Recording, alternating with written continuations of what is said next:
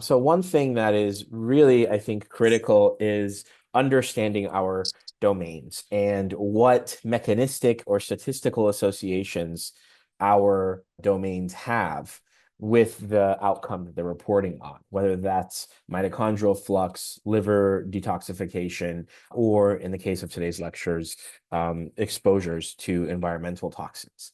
So I want to give you guys a good handle on this as much as possible. And this is a unique, as we begin, we've only recorded the bone lecture a few months ago when we introduced that and showed the data supporting those markers and what they speak to. But we haven't recorded any of those kinds of lectures for the other domains, especially with the updated subdomains. So we're going to record that and use it as pedagogy at Theriome going forward.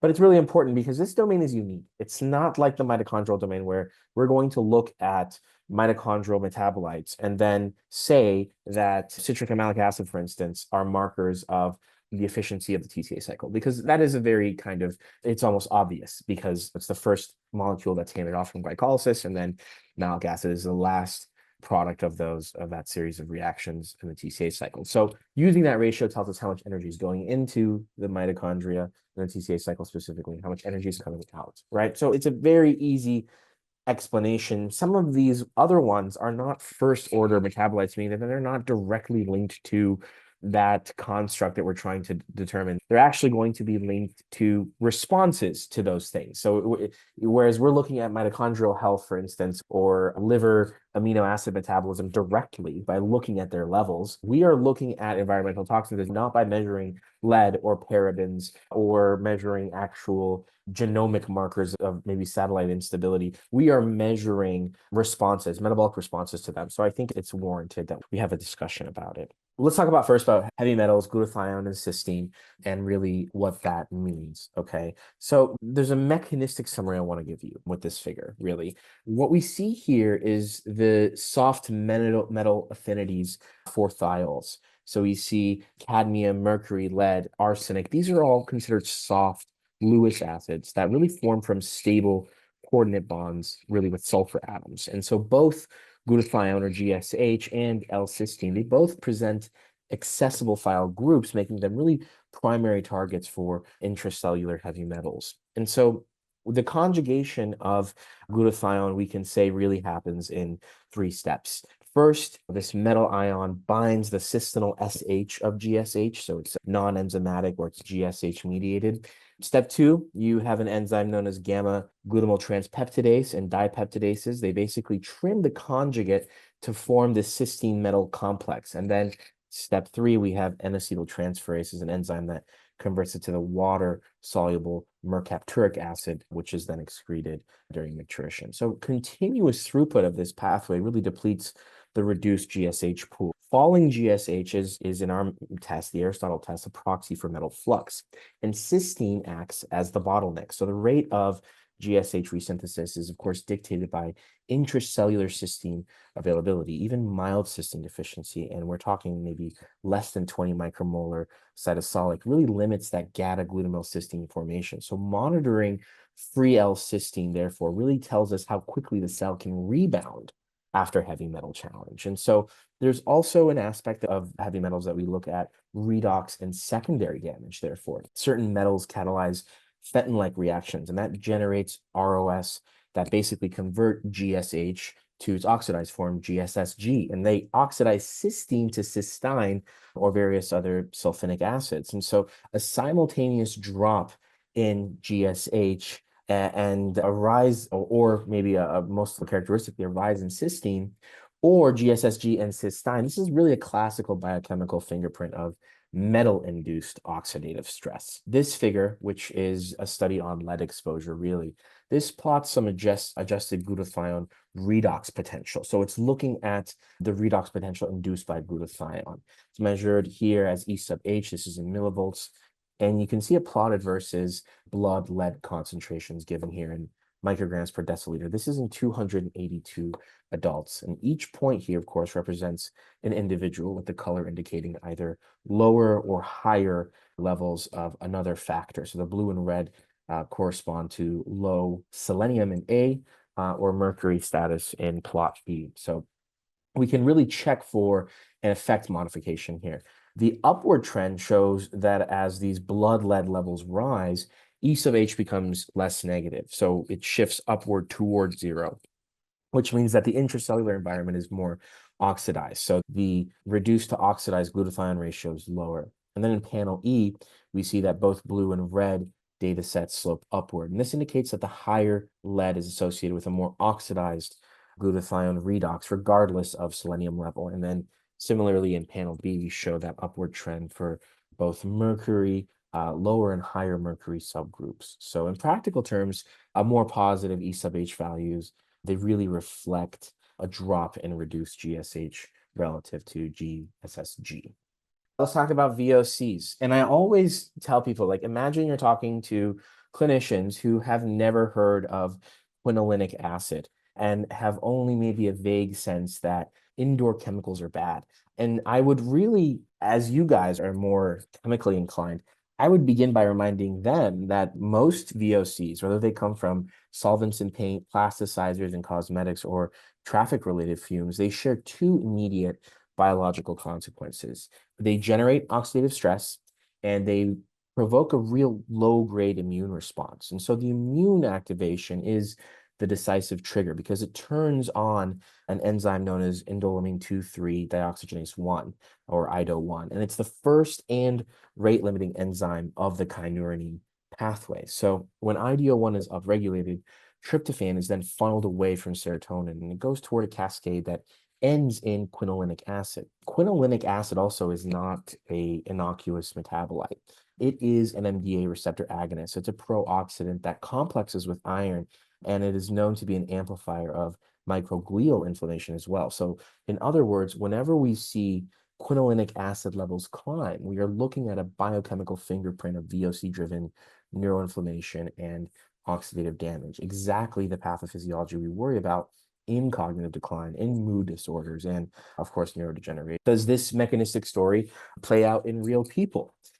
Because people grasp patterns faster than p-values, I always recommend showing the paired line figure from this 2019 phthalate crossover. So in this graphic, every participant is essentially acting as their own control. The lines trending upward on the left panel show men who moved from a low to high phthalate and whose quinolinic acid climbed in parallel.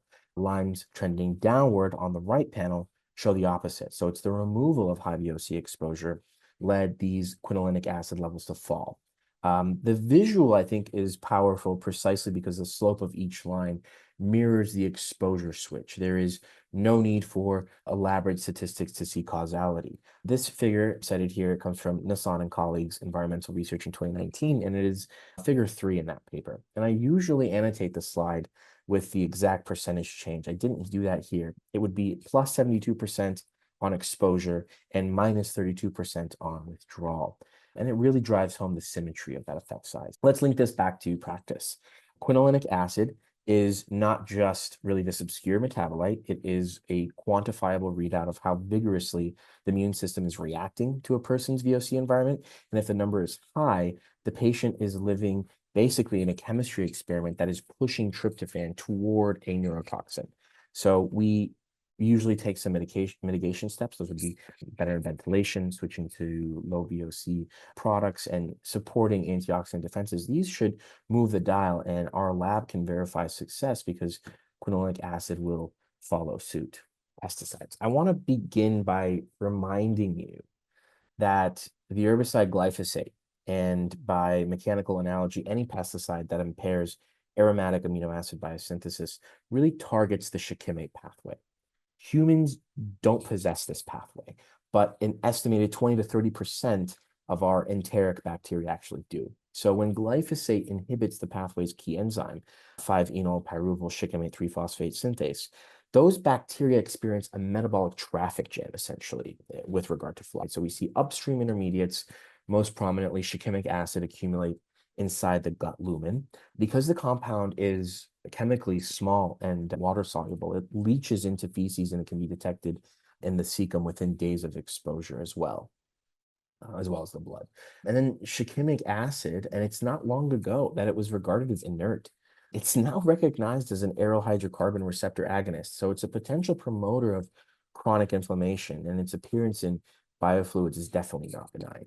The clearest causal evidence really comes from a multi-omic study by Missange and colleagues, a figure that's taken from that paper here. This is in Sprague Dawley rats. They were given pure glyphosate or an EU market Roundup formulation at 3 doses, the lowest being 0.5 milligrams per day. The lowest concentrations here were 0.5 milligrams per kilogram per day, which is precisely the level regulators actually accept as safe for humans. And after 90 days, fecal metabolomics showed a dose-dependent surge in shikimic acid. Actually, if you can look here, the glyphosate levels that we see in the feces, they mirror exactly the shikimate patterns. The pattern of change is identical in glyphosate and shikimic acid. And these other biomarkers are actually very significant and causally, at least statistically associated and potentially mechanistically associated as well. But the shikimate pathway, as I described with the activities of that enzyme, this pattern matches exactly the actual glyphosate level found in these organisms. Median concentrations in this study, they rose roughly 6-fold at the lowest dose, and then more than 30-fold at the highest compared with the unexposed controls. Downstream aromatic amino acids fell in parallel. They really confirm a bottleneck at that EPSP synthase enzyme. Serum samples additionally showed significant shikimate, indicating the disturbance is not local to the gut and additionally measurable. On the x-axis, you see the 4 treatment groups: control, low-dose glyphosate, mid-dose glyphosate, and this high-dose glyphosate group. The y-axis is a log-scaled shikimic acid abundance and fecal content. So every point represents a single rat, and the boxes are the interquartile ranges. So notice how even the regulatory safe dose shifts the entire distribution upwards, and how the whiskers never overlap the control after that point. So the figure makes the metabolic blockade really visible at a glance. And so why should you, physicians, care about a rat figure? First, the mechanism is conserved. Inhibition of the microbial shikimic pathway is a chemistry problem, not a species problem. Second, human data already point the same way, actually. So chemical plant workers chronically exposed to glyphosate exhibit significant shifts in serum metabolites within that tryptophan phenylalanine tyrosine network. And the exact downstream arm that starves when shikimic acid backs up. And we also have twin pair studies in the United Kingdom that show greater dietary pesticide intake is, of course, associated with functional changes in gut microbial genes of the same pathway and with altered urine metabolite profiles as well, although shikimate itself in those studies was not quantified, and that's why they're not included here. But these findings imply that the absence, and this is a key point, that the absence of shikimic acid in blood does not exonerate exposure to pesticides, but rather its presence is indeed a red flag that the microbiome is under some sort of chemical siege. So clinically, as we see here with our Aristotle Labs reporter bar, elevated shikimic acid should prompt 2 questions. First, where is the exposure coming from? Occupational use, proximity to treated crops, or maybe residues on food. And second, is the patient experiencing downstream effects of aromatic amino acid depletion, such as reduced serotonin synthesis or heightened gut inflammation? Dietary counseling toward organic produce, advising on personal protective equipment for applicators working in the field potentially, and monitoring other microbiome-derived metabolites really offers a practical set of entry points for our interventions. And in summary, the rise of shikimic acid is not an academic curiosity only to these analytical chemistry papers. It's a biochemical siren that pesticide exposure, particularly glyphosate, is altering the gut ecosystem in ways that we know reverberate throughout the immune and neuroendocrine systems as well. Industrial chemicals and 1,3-diaminopropane. So the industrial chemicals we monitor, solvents, polycyclic or aromatic hydrocarbons, and certain metal fumes, they really share a single metabolic signature. They create a burst of oxidative stress inside exposed tissues. And that oxidative pressure really flips polyamine metabolism from synthesis to breakdown, from anabolism to catabolism. And the key enzyme is spermine oxidase. When it is upregulated, it cleaves spermidine, it generates hydrogen peroxide, and then this 3-carbon diamine that we also measure, known as 1,3-diaminopropane. So in other words, a rise in 1,3-DAP is a biochemical echo of this chemical injury. It tells us higher polyamines are being sacrificed to buffer this free radical damage, and the cell is paying the price in additional oxidants, essentially. We see the association clearly in occupational data. In a cohort of 149 coke oven and graphite plant workers breathing PAH-rich air, we saw that urinary 1,3-DAP averaged 1.9 micromoles per millimole creatinine compared with 1.2 in their matched controls, and that p-value is less than 0.01.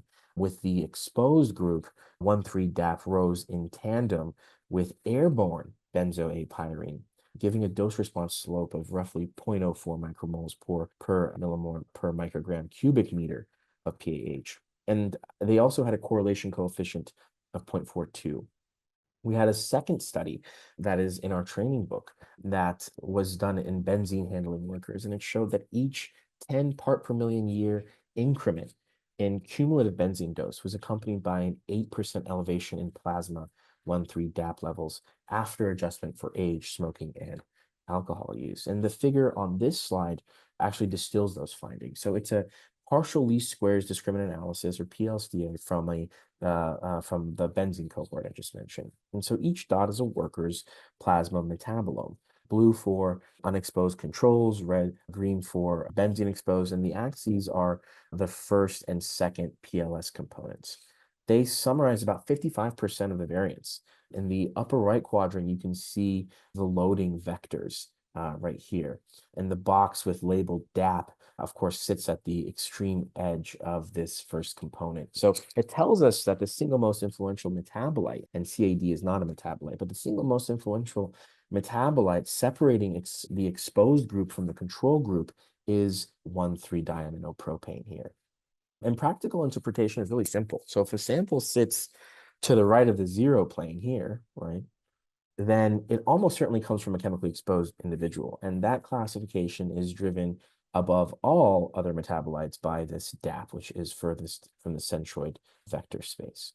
So really, when you review a metabolomics report with one of your patients and 1,3-DAP is flagged in red, as it is in the example here, think polyamine catabolism, think oxidative cell stress, and look for an industrial exposure in that individual. It could be PAH, benzene, or another redox active solvent that could be driving this enzyme shift that is then manifested in elevated levels of 1,3-DAP. Okay, plastics and synthetic polymer toxins. We are running a little mini trial, a trial of convenience on this signature here. Plastics testing is very hard and is usually undermined by various factors, and the best toxicology labs in the world struggle with measuring them. And unfortunately, in the functional health space, there are tons of purported plastics tests on the market. We are not measuring plastics, we're measuring the responses to them. And how we get there, the story really of how we get there, starts in the gut.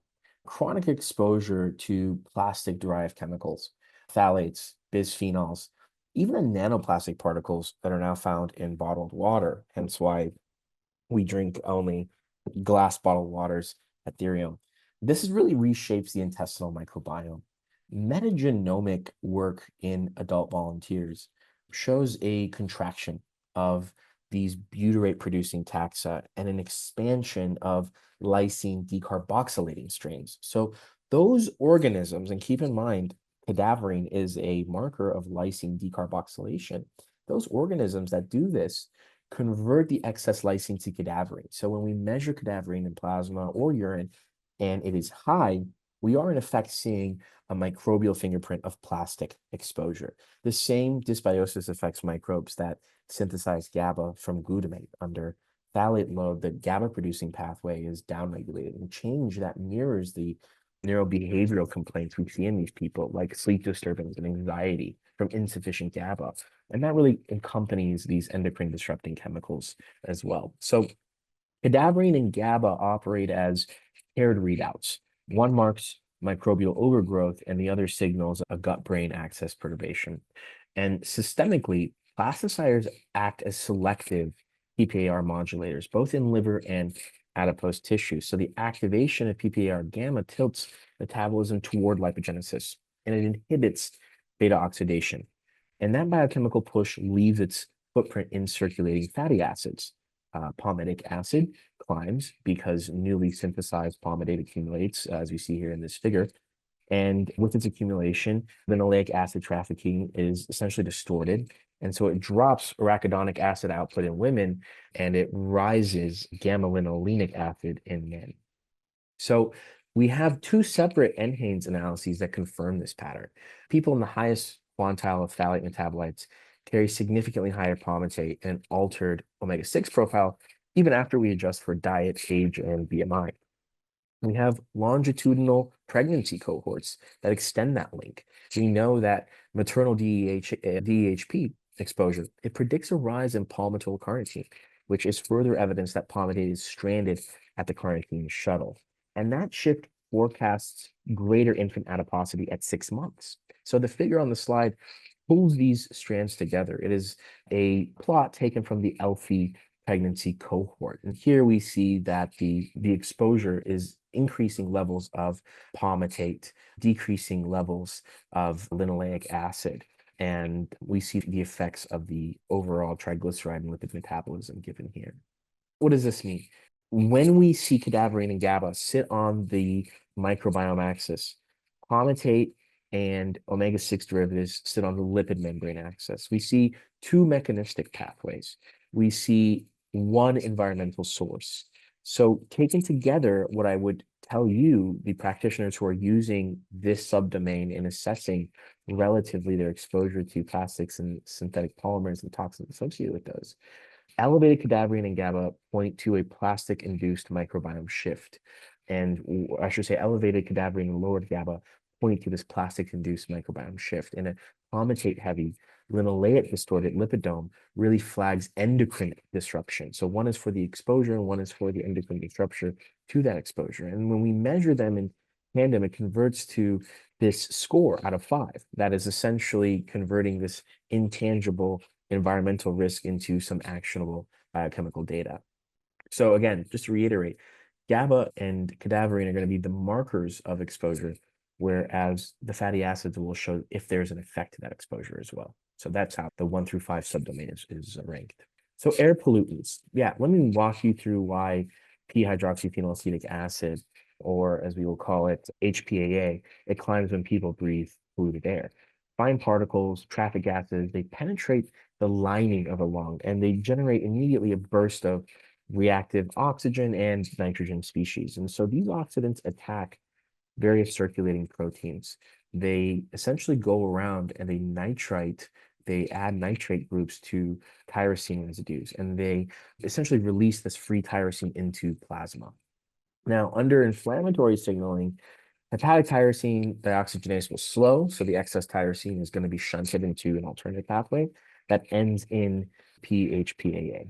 At the same time, when we inhale pollutants, that really remodels again the gut microbiota. Anaerobes such as Clostridium sporogenes, they really ramp up tyrosine fermentation and they contribute to the generation of this molecule, p-hydroxyphenylacetic acid, in the host. And so the result is this systemic rise in this otherwise minor metabolite.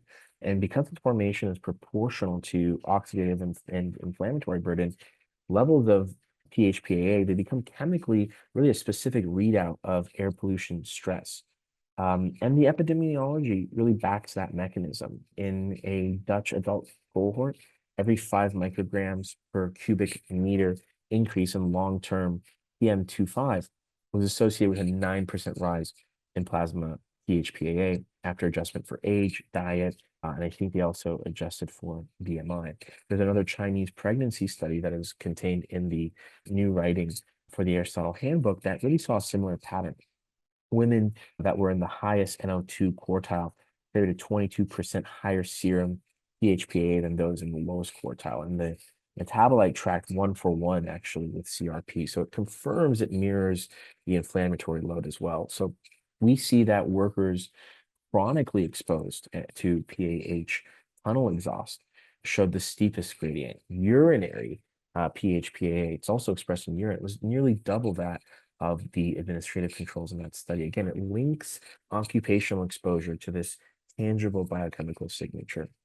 The figure on this slide comes from a birth cohort study where infant urine was collected at 2 months and it was matched to the mother's residential air quality index, and which is again something that we also use it at Theriome. And this was during their pregnancy. So even before solid foods, children from the highest exposure quartile showed a clear upward shift. The median pH-PAA was about 40% higher than in the lowest quartile from their mothers. And it also had non-overlapping interquartile ranges and a p-value that was well below 0.001. So it really shows that early life signal matters. It demonstrates that the pollutant pH-PAA link, it's not confounded by adult lifestyle factors, and that the metabolite rises as exposure levels commonplace really in Europe and North America, and that it happens gestationally. So clinically, an elevated p-hydroxyphenylketic acid level flags a patient whose tyrosine metabolism and gut ecology are already reacting to those airborne toxins. Okay, it's actually a little bit of a late stage indicator. Because the same pathway actually generates these potent nitrated derivatives that damage DNA, that damage lipids, tracking levels of this metabolite provides, again, a marker of exposure and an early warning of oxidative injury that we can intervene upon through air quality counseling, through antioxidant support, monitoring of downstream cardiovascular and maybe even respiratory risks. Endocrine disruptors. And maybe this subdomain should be called endocrine disruption, because that is really what we're monitoring, the effects of endocrine disruption coming from multiple potential environmental toxins. And this data actually feeds also into our endocrine health domain in many ways. So endocrine disrupting chemicals, they do far more than just mimic hormones. They push cells into a metabolic stress response that pivots on adenosine. Bisphenol A, or BPA, that's the clearest example, really. In cultured human hepatocytes, really low micromolar BPA even binds directly to and actually allosterically activates xanthine oxidase, or what we're going to call XO. And that's the enzyme that converts hypoxanthine and xanthine, both downstream of adenosine, into uric acid. So when XO speeds up, purine turnover accelerates, intracellular ATP is degraded to AMP, and AMP becomes adenosine. And that adenosine is quickly pulled through inosine and hypoxanthine to uric acid. So it's uric acid in the urine. In the blood, we're still looking at adenosine because it's not pulled through into inosine hypoxanthine until it reaches the kidneys. The transient surge, though, that we see in adenosine is really a distress signal. It's vasodilatory, it's immunomodulatory, it's energy conserving. But when the chemical insult is chronic, the pathway never resets. So adenosine pools are chronically elevated, and uric acid in the urine may rise as well, though it's not as specific. So the cohort data available to us, the total sum of that data, align with that mechanism. In a cross-sectional study of 250 school-age children, serum bisphenol and bisphenol S concentrations were measured alongside purine metabolites, and every interquartile increase in total bisphenols predicted a 9% rise in adenosine Z-score. That was also in the study independent of body mass index, diet, or renal function. Robert, you have your hand raised. What's up? I have a question. Did you Yeah. notice by any chance when the uric acid is raised? Because I see it in my patient in orthopedic practice that those who we start collecting or optimizing their metabolic health, if you will, the uric acid goes down sometimes and their symptoms like arthritis are diminishing. I am of opinion that arthritis is more chemical or metabolic disease than what we tell patients that it rubs the cartilage against each 100%. other. It's inflammatory, I would say. And we know from gout stuff that it may crystallize some of those crystals, and uric acid is not good for your joint health. Do you know any of that correlation, or because this So is just like I my do know that, again, this is in urine. In plasma, uric acid doesn't go up because the enzymes that do convert that are renal enzymes. We yes. measure a chemically similar but unfortunately different metabolite known as uriconic acid, but it is a sort of a chemically similar, but again, just very different. It's not the same thing. And it's not in Okay. that pathway. So in the blood, what we have to do is before this adenosine is sucked in and becomes hypoxanthine and xanthine, before it becomes those molecules, hypoxanthine, which we monitor, in the urine. It becomes those molecules and then it becomes uric acid, right? Adenosine is the last step of really that cascade that we can see in the blood. Once it goes into the kidneys, it's going to be filtered and converted into those chemicals and put into urine. So it's not, unfortunately, we don't measure uric acid in the panel, so I can't say I have colloquial evidence. And mechanistically, we wouldn't be able to correlate uric acid in the blood with endocrine disruptions. We would have to look at the urine. It is linked to like RA. I've seen RA outcomes linked to rheumatoid arthritis in the literature. I don't remember if they were like what kind of platforms they were on, but they were absolute concentration. So we should see the same things if we collect the metabolomics data. Because I have some patients that are professional athletes and they said, hey, we eat this and that and other, and then we just give them a little bit better metabolomics assisted diet, and they said, oh, my joints and everything stop hurting. Yeah, So even the young yeah. people. Absolutely. Having a low FODMAP diet is one thing. Mediterranean style diets will reduce that. Yes. It is very much diet linked. And if you notice, what products are using, because this can come from plastics, this can also come from heavy metals, endocrine disruption. We see here from metals, from pesticides, from plastics. And this figure is summarizing that endocrine disruption comes from many different angles. And I would audit their lifestyle, as I'm sure you do. What are you carrying your Yep. food in? What's your water in? Are you carrying water bottles? Do you have a separate Yeah, flask? I'll tell you, I see this in young, like I am today in Florida, but yesterday the Chevron Cup started in Houston, and you know that I am heavily involved in treatment of LPGA professional golfers, females. Yeah. They all are having terrible endocrine disruptors, this environmental toxins, because they are daily walking on glyphosate fields, Absolutely. and Yeah. Yeah. they all believe that they are healthy. And one of those days I can share with our group that I will, if you guys will promise me that you will not start talking to your family about these professional athletes, because those I can show you some data that are terrible. Like I take the first top 5 women, there are 24-year-old best looking women you can see, but they are sick metabolically like dogs. So we can look into it. I don't want to Yeah, digress this, but absolutely. We yeah, won't we won't we won't say anything more on this call and we won't share the data, but I'd really be interested to seeing that, especially the metabolism of high performers and how they react to exposures like glyphosate and endocrine disruption downstream. It'd be interesting. yeah, Yeah.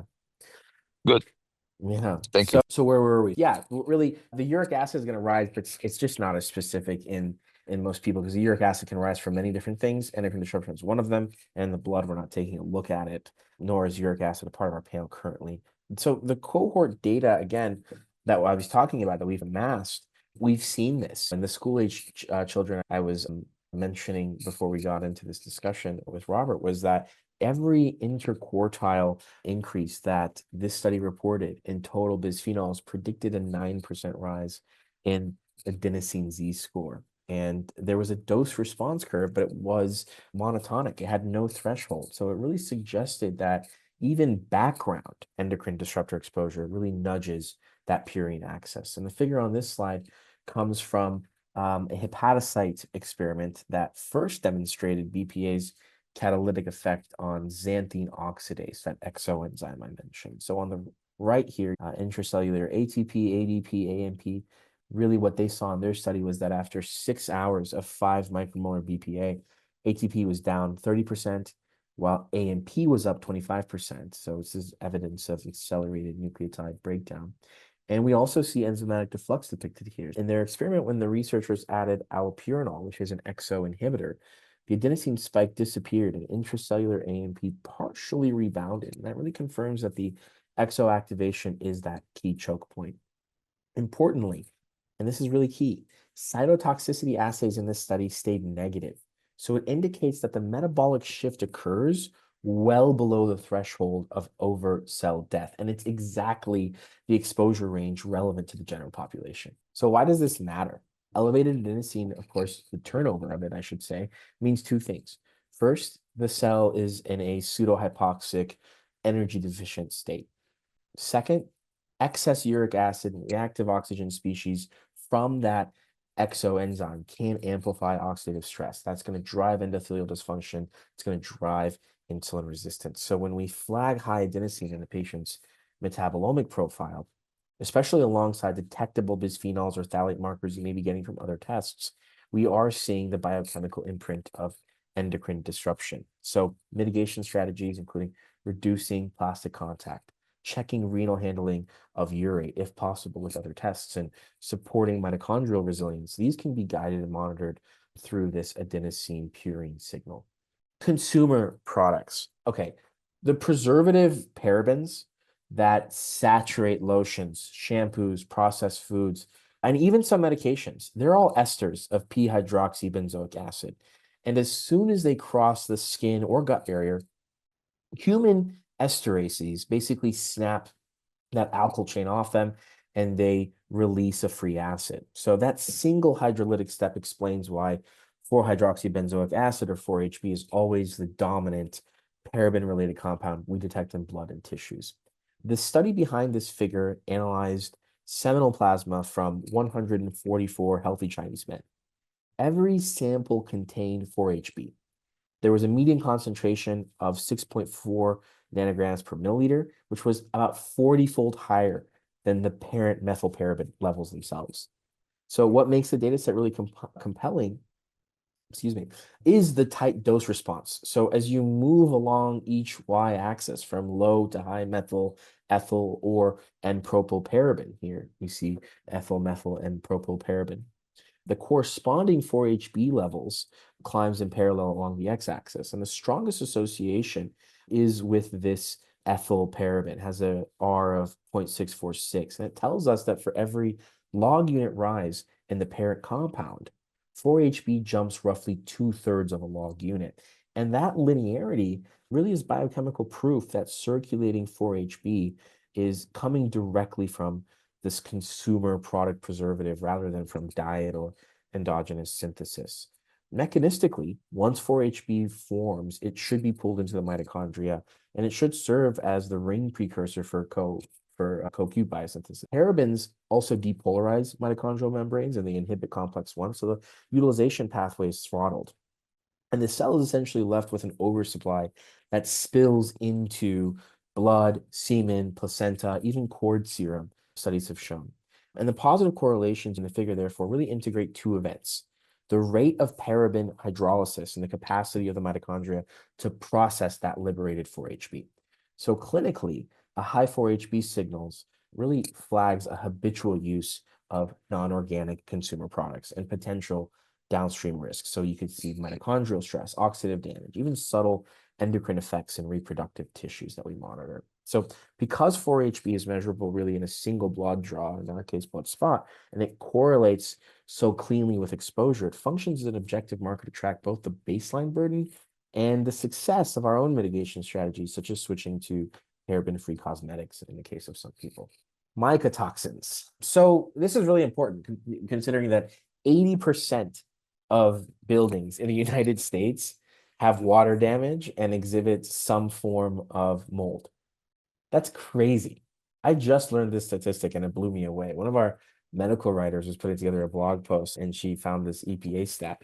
They're much more prevalent than you think. And when fungal toxins enter the body, their first biochemical act is to generate ROS.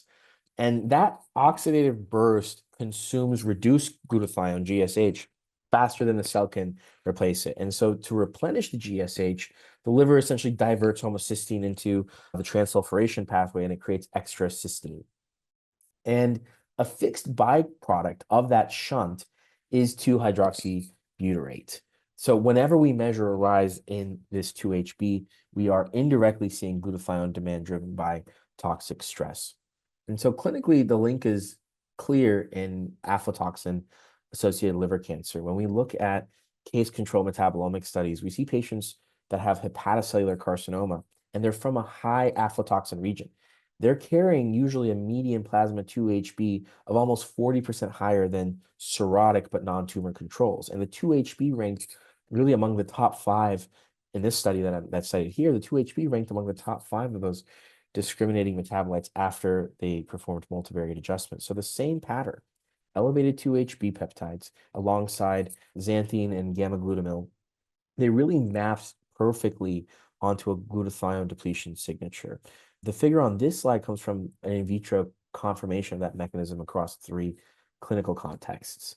Typically, when investigators add N-acetylcysteine to restore glutathione, ROS collapses. But in the case of mycotoxins, 2-HB does not return to baseline. So that really shows that while the metabolite spike is driven mostly by the glutathione demand, that demand is specific to direct mycotoxin linkage. So the take-home message is an elevated 2-hydroxybutyrate in blood or tissue, particularly when mold exposure or contaminated food is suspected, is going to serve you as a real-time metabolic readout of that mycotoxin-induced oxidative stress and glutathione depletion.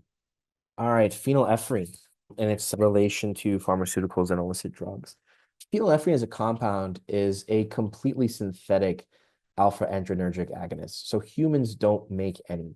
And any measurable concentration in blood is going to be a smoking gun for an exogenous dose.